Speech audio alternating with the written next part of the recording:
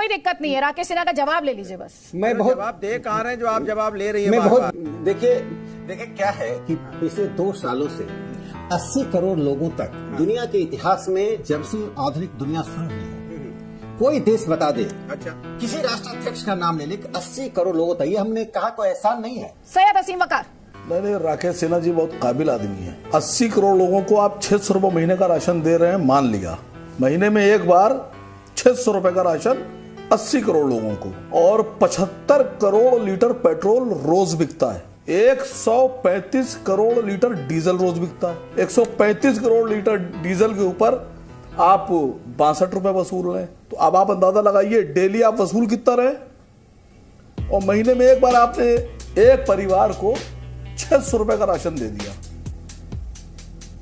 मैं आपसे पूछ रहा हूं ये पैसा जा कहां रहा है? देश का पूरा मीडिया संघ परिवार के साथ खड़ा है। कौन राजनेता है जो मीडिया वाले से दोस्ती नहीं करेगा? मर रहा है क्या उसको? पूरा मीडिया संघ परिवार के साथ। आप मीडिया पर आ गए। जो सवाल आप लोग को पूछना थे वो हम लोग को पूछना पड़ रहा है। अच्छा। मैडम जो सवाल आप लोग को पूछना थे वो मजबूरी में हम लोग को पूछना पड़ रहा है। 70 बरस तक तो आप ही थे, गरीबी रेखा के नीचे किसने लोगों को धकेला?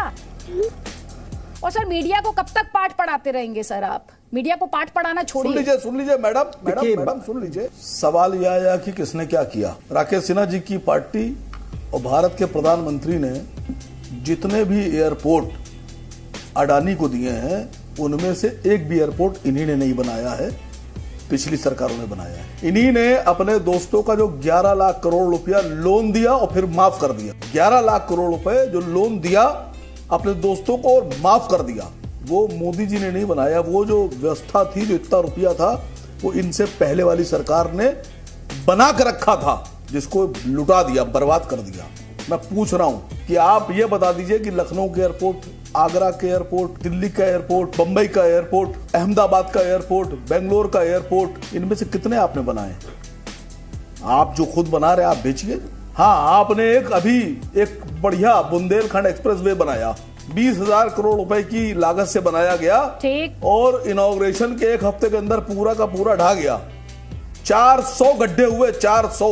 ये बनाया आपने। आप दुनिया भर में ईडी की जांच कर रहे हैं, क्यों मंत्री जी की जांच आपने नहीं की? क्यों उस इंजीनियर की जांच नहीं की? क्यों आपने उस कंपनी की जांच नहीं की?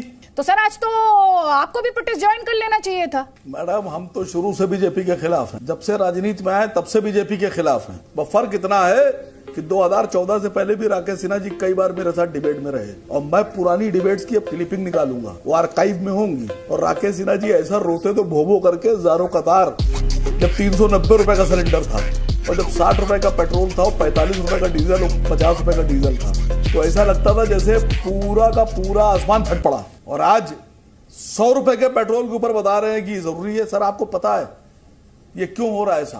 राकेश सिन्हा जी आप तो काबिल आदमी है। देखिए, देश का जो रुपया है उसकी औकात, इज्जत गिर गई, पूरी इज्जत गिर गई।